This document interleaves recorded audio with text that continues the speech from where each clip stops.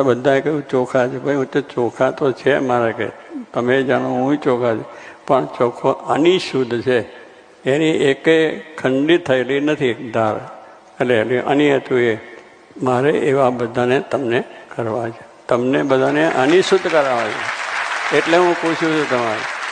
માટે તમે પણ મારી આજ્ઞા, મારી જે મારા જે નિયમો છે ને બધા પાળજો, અને તમને અનિશુદ્ધ કરીને ત્યાં અક્ષરધામમાં લઈ જવાના. તમારો બીજો કોઈ માયાનો ભાગ રહે નહીં, કોઈ બધી આવી બધી ઉપાસનાઓ રહે નહીં, કોઈ પણ જાતનો મમત્વ રહે નહીં, કોઈ પણ જાતનું અભિમાન ના રહે, કોઈ પ્રકારનું માન, ઈર્ષા, દાગ, દ્વેષ કશું જ ના રહે.